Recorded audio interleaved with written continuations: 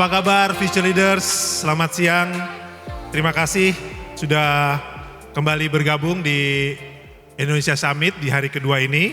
Saya Yohanes Eko atau Eko Ardianto akan membawakan sesi ini. Di sesi ini kita akan membahas bagaimana AI, riset dan inovasi ilmiah mendorong transformasi industri serta mendefinisikan ulang masa depan dunia usaha. Kita akan melihat bagaimana teknologi diterapkan secara nyata di berbagai sektor, bukan hanya sebagai tren, tetapi sebagai cara untuk menciptakan dampak bisnis yang lebih besar, lebih relevan, dan lebih berkelanjutan.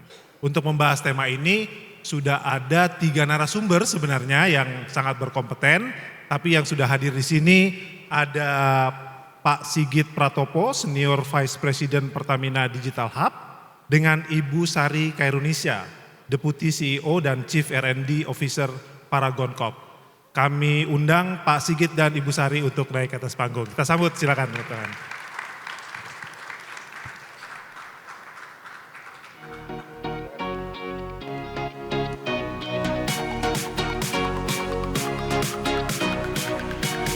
Sebenarnya masih ada satu narasumber kita, Kepala Badan Riset Inovasi Nasional, Profesor Arif Satria, tapi dikabarkan dia terlambat sekitar 10 sampai 15 menit. Nanti kalau sudah datang kita lanjutkan ke beliau. Pak Sigit, pertama terima kasih Pak Sigit, Bu Sari sudah berkenan hadir di acara kami. Kita akan ngebahas bagaimana penggunaan AI dalam bisnis, baik nanti di Pertamina maupun di Paragon. Mungkin yang pertama kali saya ingin tanya ke Pak Sigit. Saya sudah melihat bahan PPT yang akan disampaikan oleh Pak Sigit. Bagaimana Pertamina sebagai suatu perusahaan BUMN terbesar dan lumayan pendapatannya sangat luar biasa. Dan saya lihat dengan penggunaan AI ini akan meningkatkan revenue EBITDA. Mungkin Pak Sigit bisa menjelaskan tentang penggunaan AI terkaitan dengan kenaikan atau target revenue EBITDA di Pertamina. Silakan Pak. Oke, baik, terima kasih Pak Eko. Apa kabar Future Leaders? Terima kasih untuk diskusinya hari ini. Mungkin pertama kali saya mau share sedikit terkait sebelum sampai kepada topik tentang EBITDA. Tentang AI, di Pertamina itu kita sudah memulai 8 tahun yang lalu, itu adalah transformasi digital. Jadi semua pada saat itu sudah booming transformasi digital, mungkin di Paragon juga seperti itu. Nah, dalam perkembangannya memang kemudian 8 tahun itu bergerak dengan suatu milestone yang berbeda, yang makin lama makin kita tahu mau kemana arahnya gitu AI. Jadi pertama-tama lebih kepada bagaimana menggunakan AI-nya. Kemudian kedua adalah seperti apa AI ini kemudian dampaknya gitu. Nah di Pertamina kita sudah mengestablish suatu fondasi yang menurut kami cukup kuat karena sudah mengalami transformasi digital yang cukup lama. Nah intinya sekarang adalah bagaimana mengakselerasi transformasi digital itu dan apa yang menjadi poinnya gitu, sehingga kemudian kita muncul apa yang bisa mendrive agar AI ini benar-benar memberikan dampak bagi organisasi. Jadi bukan hanya hype atau gimmick gitu ya. Nah kemudian kita dalam perkembangan sejak 2018, 2022, 2023 dan seterusnya, di tahun 2023 kita kemudian memasukkan visi AI ini sebagai memberikan EBITDA impact, dan kita menuliskan di dalam visi jangka panjang itu adalah dengan EBITDA impact ini adalah setara dengan $300 juta run rate. Jadi kita bicara run rate, jadi setiap tahun akan menghasilkan $300 juta. Ini setara dengan 1-3% dari EBITDA Pertamina. Jadi on top of dari situ. Nah untuk bisa menjalankan visi ini tentunya kita harus membangun suatu proses yang sistematik gitu. Jadi kita kemudian berpikir untuk mulai 2 tahun yang lalu kita menstandardise proses dari pengembangan solusi AI itu dengan yang kita namakan digital factory, yang kemudian kita secara sistematik kita kembangkan. Nah kemudian kita secara value chain di Pertamina itu dengan adanya visi yang tadi $300 juta EBITDA impact itu, kita mapkan potensi-potensi dari use case penggunaan AI untuk value chain dari upstream, dari hulu, dari midstream, dan juga logistik dan juga sampai ke downstream. Bahkan juga untuk yang renewable energy gitu. Nah, itulah kemudian dalam perjalanannya untuk mencapai 300 juta kita sudah deliver sebelumnya di awal sekitar 35 jutaan. Tahun lalu kita targetnya 50 juta tapi kita deliver lebih besar sekitar 80 juta dolar.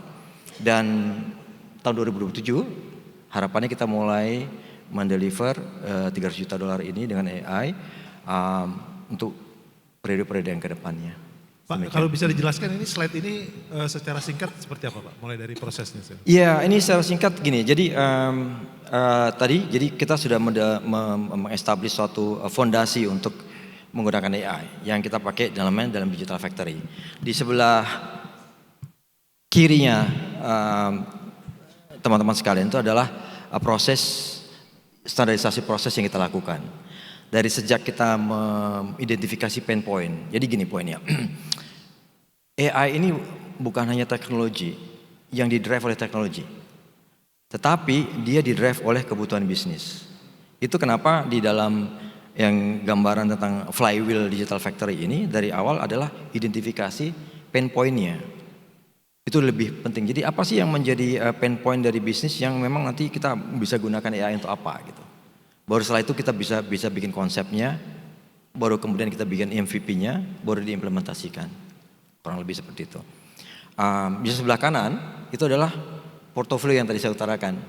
Oke, jadi kalau di Pertamina itu ada 6 subholding, sekarang jadi 4 subholding dari hulu, kemudian dari kita bilang kilang, retail, itu namanya downstream gitu ya, dan juga renewable energy, PGI dan seterusnya itu ada di sana. Itu kita depict. Jadi kalau yang sebelah kiri teman-teman bisa lihat sana itu adalah gambar ada yang biru tua, ada yang masih biru muda gitu ya. Yang biru tua itu adalah use case yang sudah kita lakukan untuk untuk mengaddress pain point yang dirasakan bisnis. Gitu. Jadi business driven terkait dengan penggunaan AI. Yang di bawahnya itu adalah capaian-capaiannya. Jadi ini yang satu hal, research MIT yang terbaru itu AI gitu ya. AI itu berhenti hanya di experimentation kebanyakan. Nilainya sekitar 95%. Hanya 5% yang sampai kepada value realization. Ini researchnya MIT. Nah, Pertamina kita dengan mengembangkan AI ini dengan Digital Factory itu sudah kita deliver value-nya. Jadi kita bagian yang 5% itu kurang lebihnya.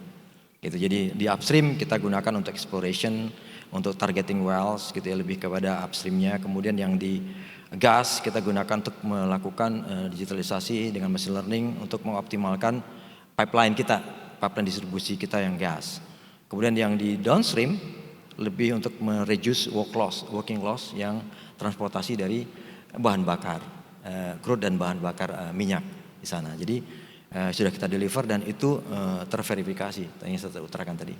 Kurang lebih seperti itu. Jadi di 3 hal ini Pak ya, upstream, gas, dan downstream penggunaan AI sudah mulai digunakan Pertamina sejak kapan Pak? Kami sudah menggunakan sejak tahun 2022 sebenarnya. Itu awalnya kita gunakan traditional AI, algoritma yang kita bangun sendiri gitu ya untuk lebih ke downstream. Itu kita gunakan untuk distribusi bahan bakar atau subsidi tepat pada saat itu gitu ya. Ya itu tahun 2022 terus kita kembangkan sampai sekarang. Jadi baik itu traditional AI maupun generative AI, soon agentic AI kita akan lakukan di sana untuk Pertamina. Oke Pak Sigit, dalam industri yang memiliki risiko operasional yang cukup tinggi kayak Pertamina ini, bagaimana sebenarnya AI dan teknologi membantu Pertamina mengambil keputusan yang lebih cepat, akurat, dan berbasis data? Silakan Pak. Baik, jadi ini satu tadi prosesnya journey yang tadi saya utarakan Pak Eko. Jadi secara teknologi oil and gas ini memang di drive atau membutuhkan teknologi agar lebih efisien dan nanti mungkin lebih banyak teknologinya yang dilakukan. Nah AI itu bagian dari itu. Nah tapi AI ini membantu pekerjaan manusia untuk bisa lebih efisien, lebih efektif dalam hal ini. Nah di Pertamina bagaimana, saya kasih contoh tadi misalnya kita AI for drilling lah katakanlah. Kalau di exploration. Sebelumnya, kalau kita mau melakukan eksplorasi, itu ada geofisis, geologis, petroleum engineer, subsurface, duduk ngobrol untuk melihat data seismik gitu kan ya. Kemudian tentukan oke, kita akan melakukan eksplorasi di kedalaman berapa, itu secara manual atau diskusi gitu kan ya. Nah, itu yang kemudian digantikan dengan AI. Jadi AI ini bukan menggantikan. AI ini kemudian menjadi mengaugment si geologis untuk melihat hal yang sama dari suatu tools yang dikembangkan dengan AI itu. Sehingga baik itu geologis, geofisis, subsurface, petroleum, itu mereka lebih banyak berdiskusi tentang quality dari pekerjaannya si AI untuk kemudian memutuskan gitu. Jadi data drivennya dari sana, Pak Eko. Siap, saya mau beralih ke Ibu Sari. Bu Sari, saya mau mulai dengan pertanyaan umum dulu, Bu Sari. Paragon Corp itu penggunaan AI di bagian apa aja sih, Bu? Mungkin? Iya, jadi saat ini penggunaan AI di Paragon itu bisa dibilang kayak 2 stream Pak Eko. Jadi stream untuk kita meningkatkan consumer experience atau di stream consumer activation gitu ya, event atau virtual try on, shade, pemilihan model rambut dan lain-lain. Lalu saat ini memang di ranah R&D. Mau kasih konteks sedikit karena nyambung cerita Pak Sigit supaya mungkin teman-teman future leaders kebayang. Itu tadi saya bilang Pak Sigit, Pak saya tuh terinspirasi pakai AI di R&D itu karena Pertamina, saya bilang itu 2020. Jadi 2020 waktu itu kan pandemi. Jadi kan kalau perusahaan kosmetik biasanya kita udah punya pipeline Januari launch apa, Februari apa-apa. Karena pandemi kan dirombak lah gitu kan sesuai dengan kebutuhan pandemi waktu itu. Jadi waktu itu di lab itu agak lowong aktivitas trialnya. Sehingga waktu itu saya ngumpulin teman-teman formulator bisnis proses apa ya yang bisa kita improve selagi agak lowong nih. Karena kan kalau lagi sibuk tuh enggak, ya pokoknya secepatnya aja gitu. Karena saya bilang yang saya tuh masih enggak srek, kok sekarang kita tuh trial terus ya udah tunggu hasil stabil atau enggak, consumer suka atau enggak. Kalau dipakein alat kelembabannya meningkat atau enggak gitu. Itu kayaknya bukan science deh, itu mah trial and error saya bilang gitu kan. Mungkin kebetulan aja. Nah minggu depannya jadi formulator, salah satu formulator itu anak farmasi, suaminya teknik perminyakan di Pertamina bagian drilling gitu ya. Terus dia bilang kayaknya aku ngerti deh maksud bayi apa, dia bilang gitu. Aku merhatiin suami aku kerja, dia bilang gitu. Pertamina itu kan kalau drilling banyak titik kemahalan. Jadi ada data yang diolah dulu, dilihat apa ya, benang merah or some pattern gitu ya Pak ya. Lalu dia akan milih most likely titiknya gitu. Nah ini kayaknya sama nih, dia bilang gitu, saat ini kita kayak trial and error, harusnya datanya itu kita kumpulin dulu yang rapi, lalu nanti kan ada patternnya sehingga kita nggak trial and error. Lagi pula dia bilang gitu, di farmasi dan di kimia ini ada juga namanya komputansi kalau di kita, dia bilang gitu. Karena misalnya seorang saintis pengen mencari ekstrak apa ya yang bisa nurunin darah tinggi. Namanya tumbuhan kan banyak, jadi terlalu mahal kalau sebuah perusahaan farmasi trial 20.000 ekstrak. Dia kumpulin data dulu sama kayak logika AI drilling sehingga mungkin dia akan trial 500 ekstrak aja. Nah di situ saya, oh tapi belum terlalu ini AI, saya waktu itu ininya komputansi gitu kan. Nah kita waktu itu ke farmasi ITB. Nah mulai itu dijelasin logika machine learning, data harus rapi, AI dan lain-lain gitu. Jadi sekarang sih ongoing Pak, mirip-mirip dengan logika di Pertamina. Jadi kita dengan AI empower kita atau istilahnya AI itu co-pilot kita ingin satu menurunkan hasil banyaknya trial gitu sehingga lebih efisien, sehingga kan bisa lebih berguna lah, dia bisa baca buku, bisa conference yang lain gitu kan.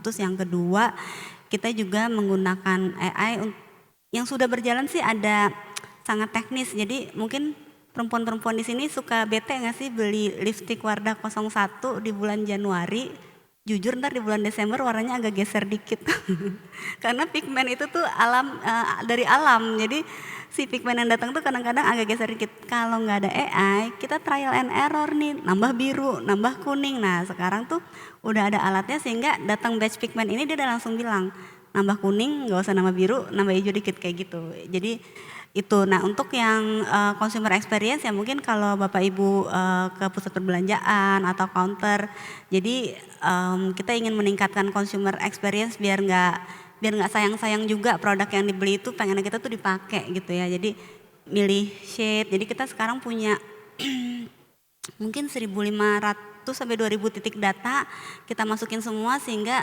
harapannya lebih akurat sih. Jadi pas Bapak Ibu coba misalnya setnya apa harusnya N30 dan lain-lain. Dan laki-laki juga sekarang untuk grooming udah lebih melek ya. Tadi saya bilang Pak Eko kalau ke barber pasti bilangnya rapihin aja kan. Anak sekarang mah nggak ada Pak, bilang rapihin aja kan.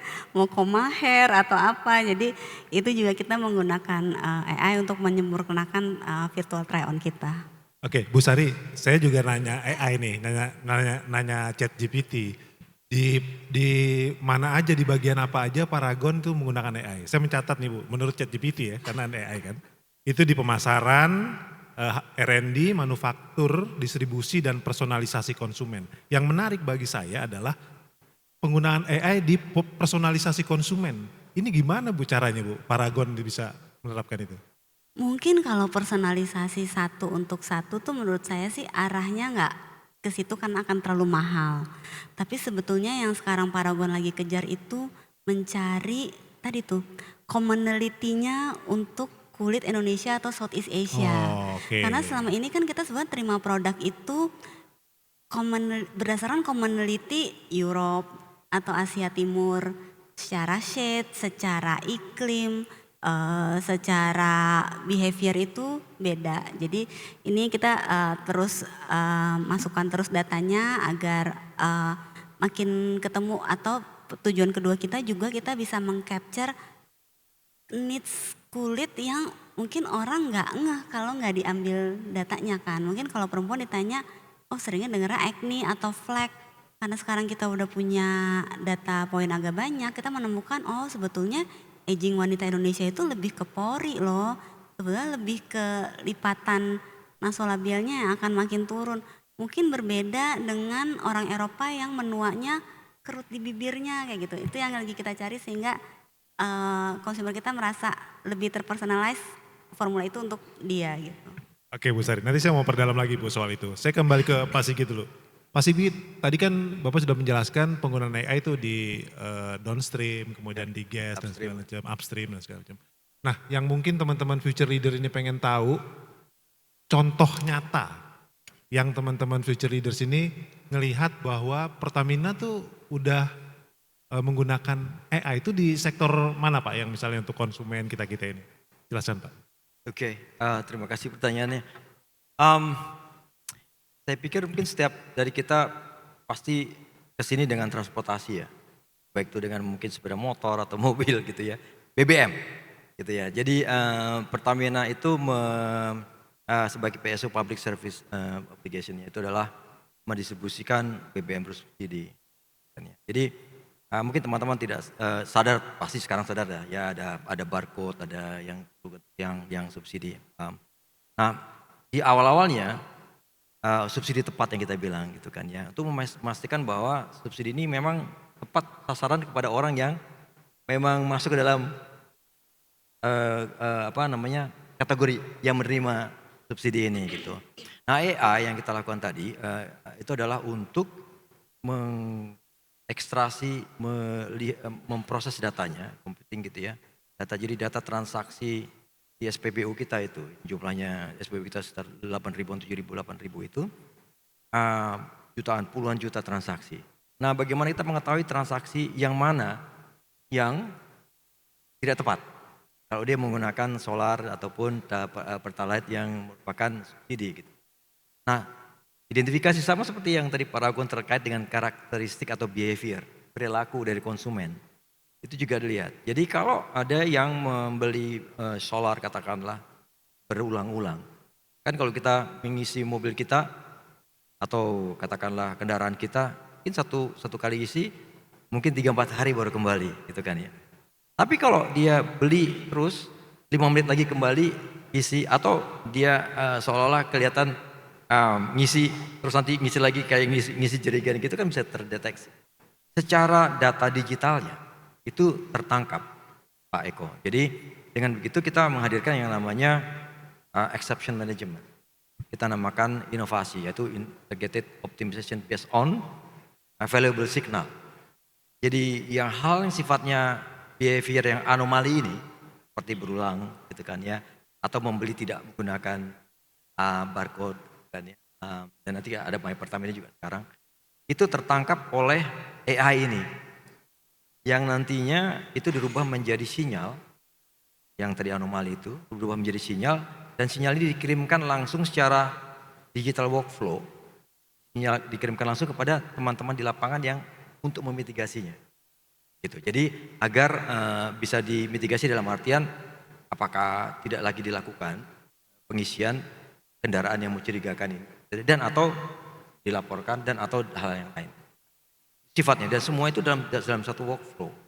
Teman-teman di lapangan pun pada saat menerima signal itu dia tidak by telepon tapi menggunakan gadgetnya. Itu menggunakan gadgetnya, kemudian sudah dikasih nomor kendaraannya dan terjadi di mana. Dan itu semuanya adalah kita bilangnya dalam bentuk AI yang kita bilang exception management. Kurang lebih seperti itu. Jadi harapannya memang yang namanya subsidi memang untuk mereka yang tepat sasaran untuk yang membutuhkan. Jadi itu contoh nyatanya teman-teman Future Leaders bahwa penggunaan AI di Pertamina tuh kelihatan dari barcode kalau teman-teman biasa isi Pertalite itu kan kita harus kasih barcode gitu ya Pak ya. Dan itu digunakan adalah untuk data supaya tepat sasaran. Pak, saya mau tanya Pak, di Pertamina penggunaan AI ini apakah digunakan juga untuk memprediksi soal kebutuhan energi Pak? Atau enggak inovasi energi untuk masa depan Indonesia? Digunakan nggak Pak? Seperti apa Pak? Iya, jadi yang map yang sebelah kanan itu memang salah satunya adalah untuk pengembangan bisnis. Sebelum saya sampai ke sana, memang Pertamina sekarang dengan dual growth strateginya, yaitu legacy oil and gas dan low carbon business. Nah, kita bicara tentang bagaimana kita memprediksi kebutuhan bisnis ke depan. Yang sudah pasti kita tahu bahwa semakin bertambahnya demografi Indonesia gitu ya, semakin membutuhkan energi, sudah pasti. Nah, sekarang sampai kepada kebutuhan yang seperti apa, bagaimana, demografinya seperti apa, di mana, itu yang kemudian bisa dimodelkan dengan AI. Termasuk juga tempat di mana lokasi renewable energy yang paling tepat untuk dikembangkan. Gitu. Kali ini kami melakukan proof of concept menggunakan teknologi satelit yang dikomunikasikan dengan AI, algoritma.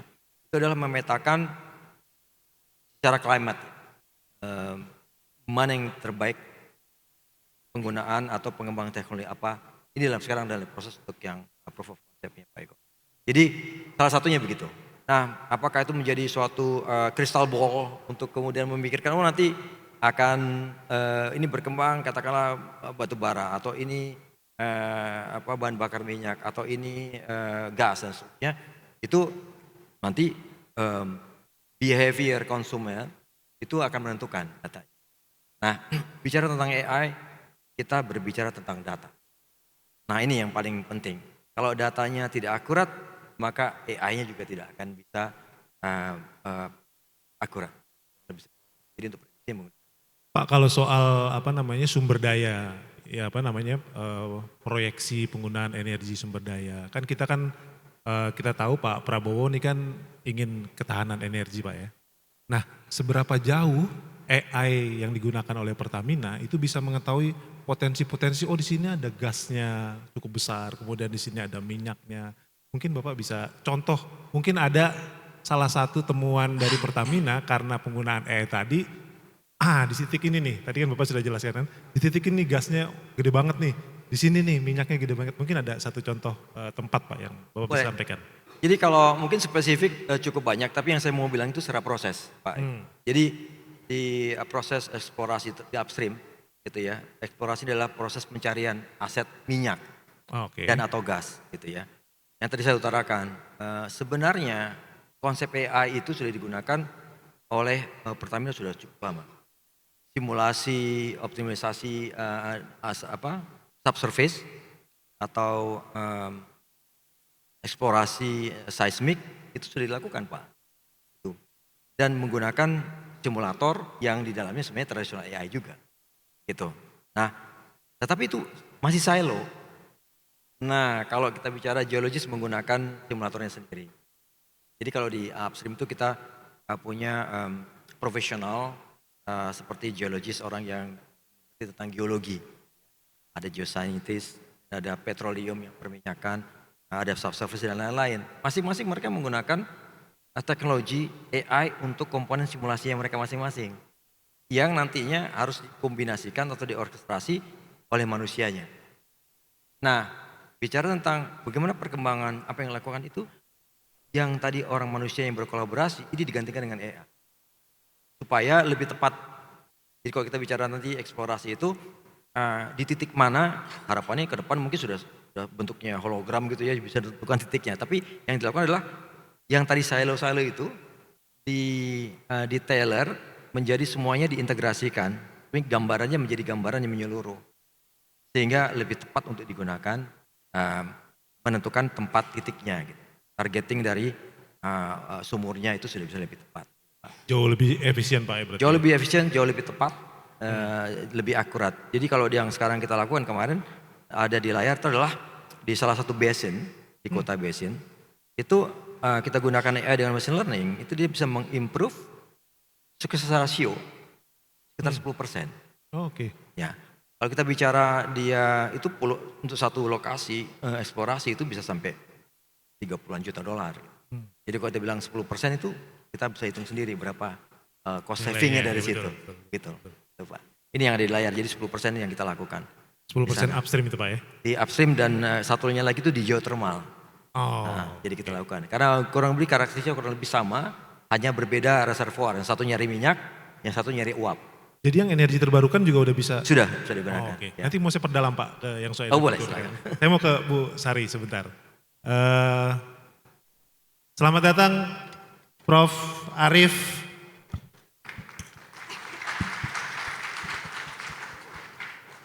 Silakan Mas Arief, Prof. Maaf saya manggilnya Mas karena kakak kelas saya waktu di IPB. Prof. Prof.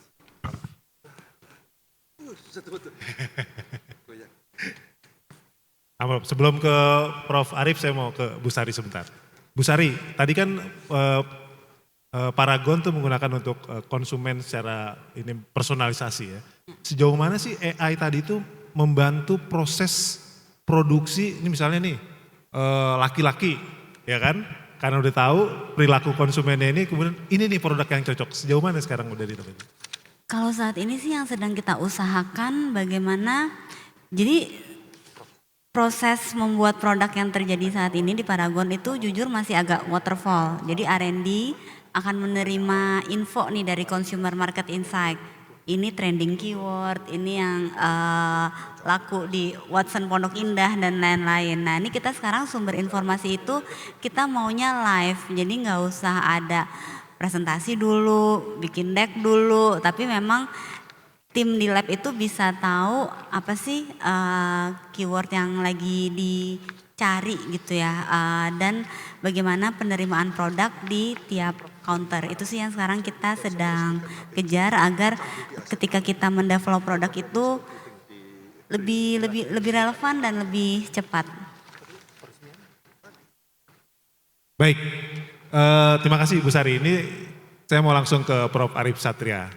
Prof. Arief Satria ini baru saja meresmikan, apa Prof? Mungkin bisa dijelaskan Prof, apa yang paling luar biasa dari peresmian yang Profesor barusan lakukan. Silakan Prof. Baik, terima kasih Mas, Mbak Uni yang saya hormati dan juga para pembicara dan sekalian.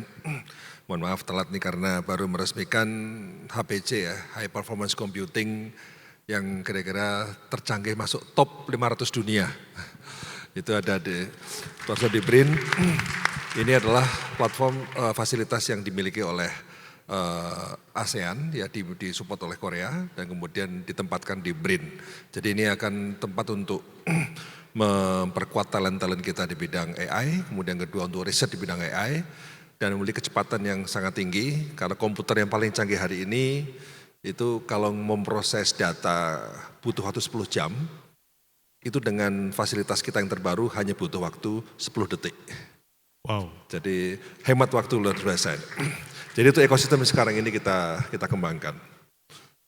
Itu tadi Prof, yang itu. Ya, tadi makanya saya itu karena ada Wakil Menteri Korea datang, ada Sekjen ASEAN dan beberapa dubes nanti bersama-sama kita. Makanya saya. Oke Prof, kalau di BRIN sendiri sih Prof, penggunaan AI dalam riset dan inovasi itu di bidang apa aja Prof yang sudah dilakukan? Ya, memang sekarang yang sedang kita persiapkan adalah bahwa ada yang namanya agentic AI ya. Jadi AI ini ada yang decline, ada yang growing ya.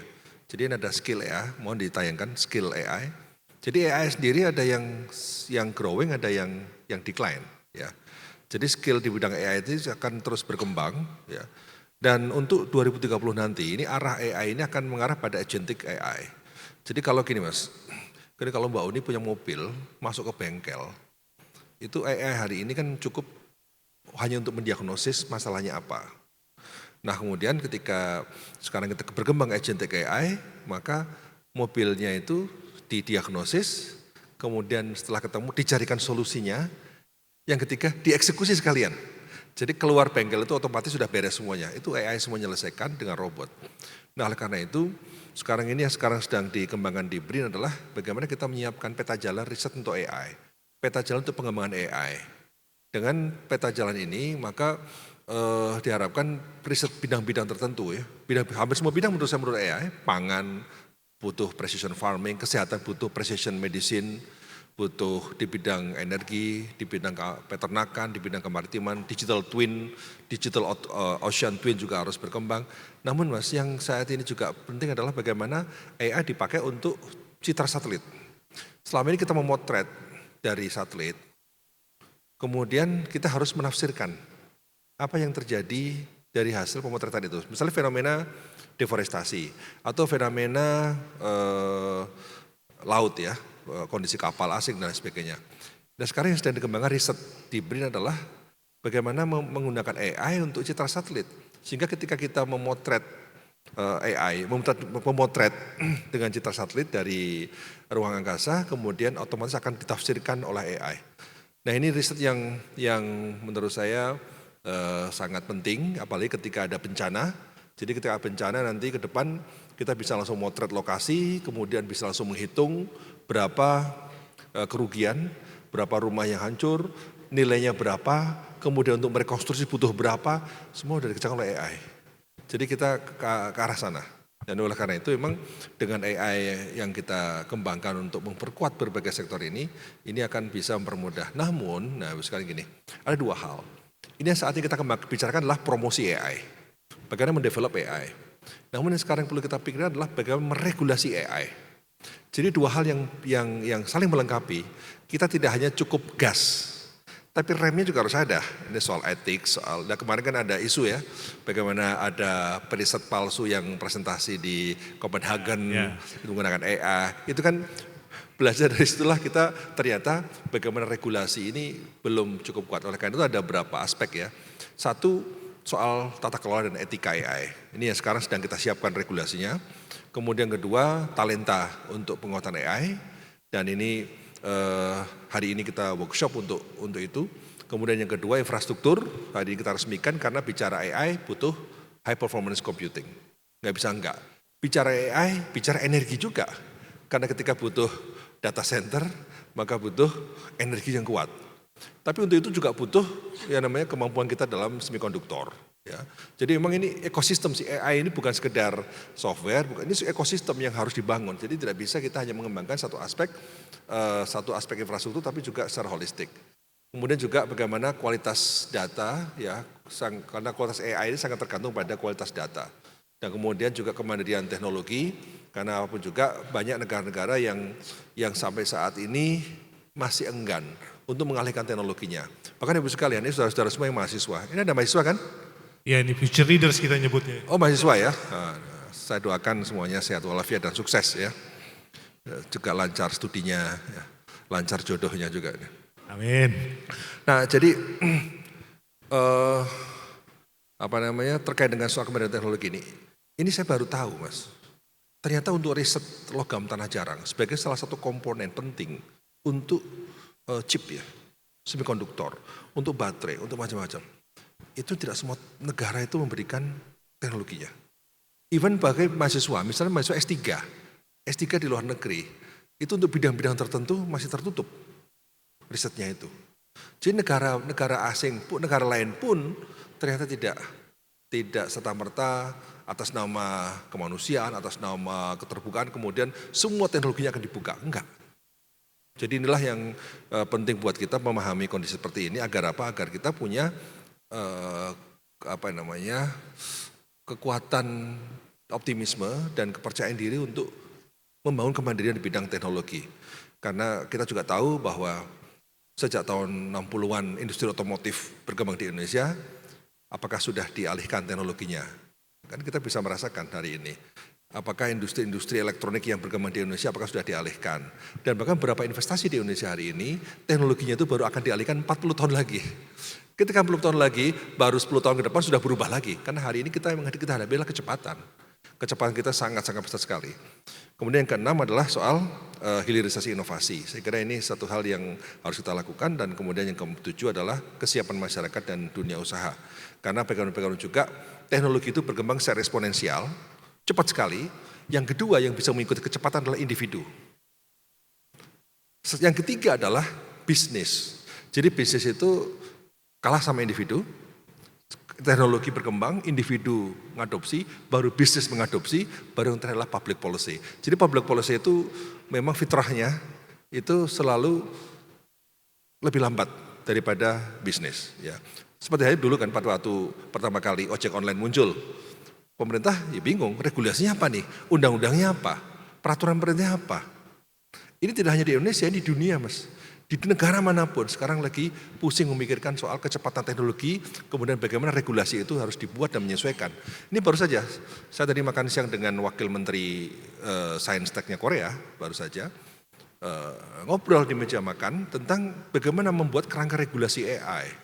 Jadi apa yang dibuat oleh Korea Selatan hari ini baru bagaimana mendevelop AI, arahnya seperti apa, tapi meregulate aspek etik dan sebagainya, mereka juga lagi mikir.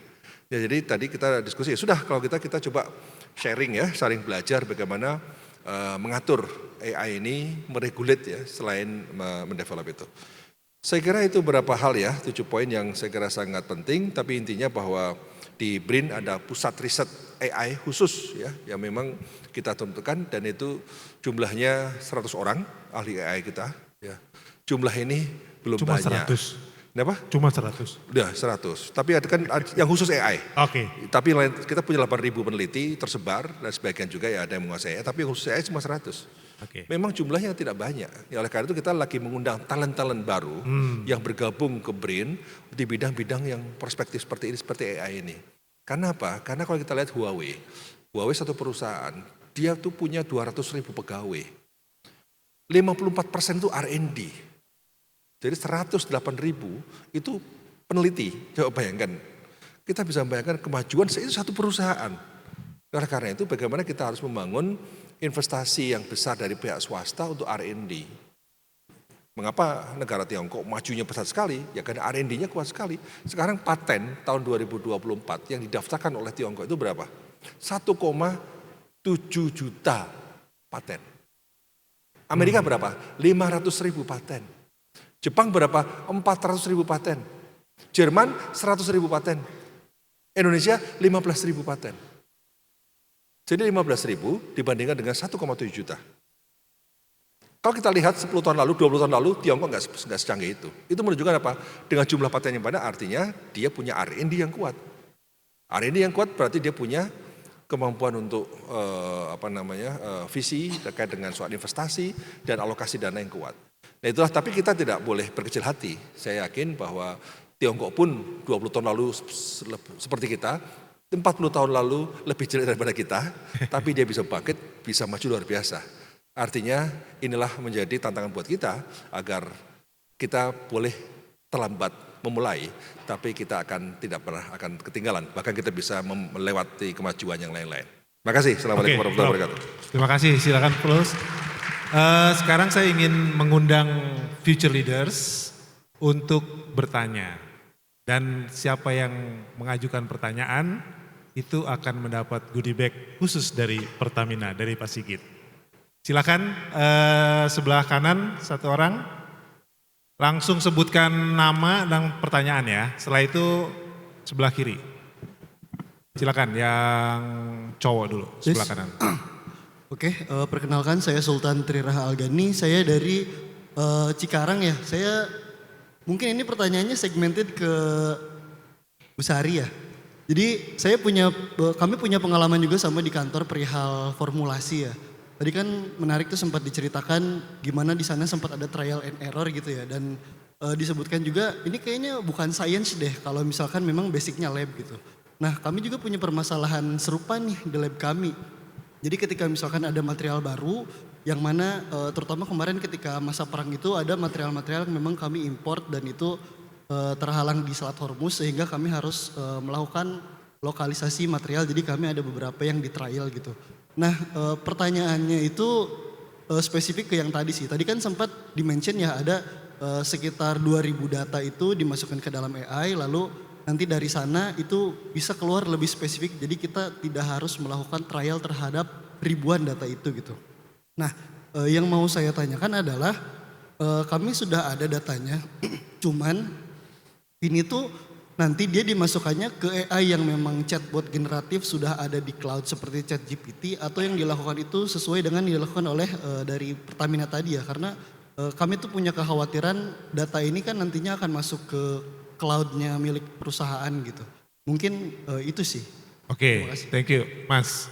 Yang sebelah kiri silakan langsung.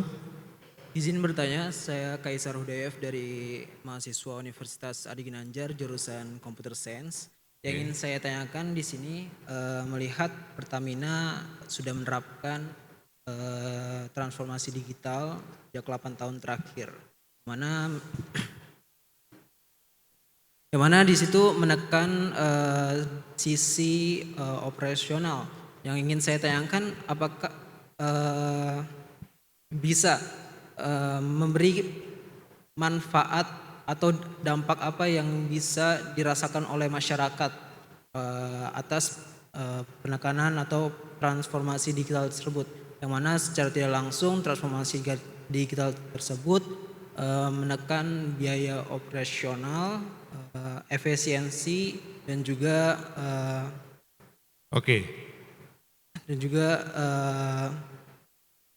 apa ya? Sekian, terima kasih Pak. Oke, terima kasih. Lanjut tuh yang perempuan silakan. Ya, perkenalkan saya Sabrina dari Jakarta Timur. Jadi saya mau nanya ke Ibu Sari tentang Paragon. Tadi kan sempat disampaikan bahwa Paragon sudah mengadopsi AI. Nah, saya penasaran apakah AI juga sudah digunakan pada fungsi logistik dan supply chain, misalnya untuk demand forecasting, inventory management, atau distribusi produk. Nah, dan sejauh mana dampaknya terhadap efisiensi operasional. Lalu ini agak keluar dari konteks, maaf banget. Sebenarnya di Paragon itu buka lowongan magang khusus untuk mahasiswa logistik gak sih? Soalnya saya pengen banget magang di situ. Saya kan jurusan logistik. Saya pengen magang di situ di bidang logistiknya. Sebenarnya saya udah cukup cari-cari di LinkedIn. Jarang ada banget yang buka lowongan logistiknya di Paragon gitu. Itu aja sih, terima kasih. Oke, terima kasih. Bu, sebelum ke Bu Sari saya pengen Pak Sigit juga memberikan jawaban kira-kira tadi Pak. Dengan AI tadi ada kekhawatiran data kemudian itu jadi ini mungkin Pertamina bisa menjelaskan Pak Sigit. Oke, baik. Jadi pertanyaan tentang data itu sangat krusial memang dan sangat fundamental untuk AI. Jadi yang kita kembangkan di Pertamina itu lebih ke arah, jadi kita nggak gunakan ChatGPT for the sake of ChatGPT itself gitu ya. Tapi kita menggunakan dalam infrastrukturnya Pertamina dalam hal ini. Kebanyakan kita gunakan on-prem saat ini, on cloud tapi on-prem juga, dan juga menggunakan on-prem dari hyperscaler. Kuncinya itu adalah bahwa kita bisa retain datanya, itu tetap ada di dalam environment-nya kita, Pak Eko, teman-teman sekalian. Jadi datanya tidak kita kita keluar gitu. Ya ada suatu sistem misalnya cloud itu nanti computing kalau kita nggak memiliki tadi thanks ada berita tentang HPC hari ini, terima kasih Pak Arif. Sesuatu hal yang sangat bagus sekali untuk Indonesia. Jadi high performance computing ini yang dibutuhkan computingnya. Sekarang kalau kita kerjasama dengan hyperscaler, mereka udah bilang bahwa menyiapkan di cloudnya itu satu tempat di mana kita bisa melakukan processing dan computingnya di sana. tanpa mereka bisa akses gitu kan ya. Nah tapi kita lagi melihat juga sejauh mana itu bisa kita jalankan gitu. Tapi intinya kita sekarang harus hati-hati bahwa fit for purpose sifatnya data itu. Dan make sure data yang kita gunakan adalah data yang akan memberikan manfaat bagi kebutuhan use case yang mau kita jalankan. Mungkin dari saya seperti itu Pak. Siapa Sigit? Bu Sari silakan, banyak banget tadi pertanyaan buat Bu Iya, Sari. jadi sama kayak Pertamina di Paragon juga kita pakai internal sih. Kalau kamu googling beberapa perusahaan kosmetik bikin dari awal dengan Microsoft, Accenture dan lain-lain, tapi memang Paragon memilih bekerja sama dengan perusahaan AI yang emang untuk formulasi kosmetik. Itu kalau kamu cari di LinkedIn ada kok, emang dikit baru ada 2 atau 3 dan dia juga punya trialnya kalau kamu mau coba. Jadi kamu bisa coba dulu apa ya, kira-kira bisa solutif atau enggak, kayak gitu sih. Jadi memang harus internal sih, nggak bisa dengan ChatGPT atau cloud karena kan segala hasil trial itu sangatlah mahal. Tadi yang pertanyaan Oh yang kedua, itu, sorry, logistik. Saat ini AI kita pakai benar di logistik karena kan memang kosmetik sangat didorong oleh e-commerce. Jadi kita lagi ngejar multi warehouse, mungkin mirip tadi SPBU dan lain-lain. Kan kita perlu data untuk multi warehouse itu ya di mana aja ya. Jadi kita data segala Shopee, TikTok Shop dan lain-lain untuk kita menentukan multi warehouse itu titiknya yang lebih tepat di mana. Satu itu. Kedua mungkin sekarang yang lagi mau go live itu lebih ke produksi. Mirip-mirip Pertamina juga. Karena kalau tadi Pak Prof Arief juga jelaskan, memang alat-alat produksi itu kalau kita nggak enhance dengan AI ternyata udah bocor, konsumsi air jadi meningkat atau ternyata boiler kita udah waktunya di servis jadinya wattnya juga makanya jadi tinggi. Jadi untuk di operasional itu dua itu supply chain maupun manufacturing. Untuk info magang ada di LinkedIn Paragon atau IG Grow at Paragon. Memang belum terlalu banyak tapi nanti kamu ada link di mana kamu nulis nama dan direktur yang diminati, nanti ketika buka akan dihubungi, kurang lebih kayak gitu. baik Ibu Sari. Prof, saya mau kembali ke Prof Satria. Tadi dalam beberapa slide itu ada peran tadi kan, sebutkan peran AI dan segala macam. Salah satunya untuk ketahanan energi, karena kebetulan kan salah satunya untuk ketahanan energi. Karena kebetulan Pak Sigit ini dari Pertamina. Apakah sudah ada katakanlah link and match gitu ya, antara BRIN sama kementerian atau BUMN-BUMN yang memang membutuhkan masukan dari BRIN terkait penggunaan AI dan teknologi? Ya justru arah BRIN saat ini adalah bagaimana mempercepat adopsi riset-riset yang dimiliki oleh BRIN, oleh Danantara, BUMN maupun kementerian. Jadi saat ini kami sedang mempersiapkan 170 policy brief yang kami sampaikan nanti kepada para menteri dan kami juga menunggu nanti dengan Pertamina kita bisa mendiskusikan riset-riset apa yang diperlukan. Intinya kita sebagai think tank-nya negara, think tank-nya pemerintah dan R&D pemerintah ini bisa diberdayakan untuk bisa mensupport dengan teknologi yang saat ini ada. Namun izinkan Mas, saya sedikit saja sebelum saya tutup ya, tentang kesadaran visi industri 4.0 dan 5.0. Bisa ditayangkan slide-nya, Didan? Jadi kalau dulu orang bicara tentang pada tahun 2020-an, tentang 4.0, di mana AI, blockchain, dan kemudian urusan IoT, robotik dan sebagainya sudah berkembang pesat. Namun justru sekarang ini ada kesadaran baru tentang arah pengembangan industri ke depan ini.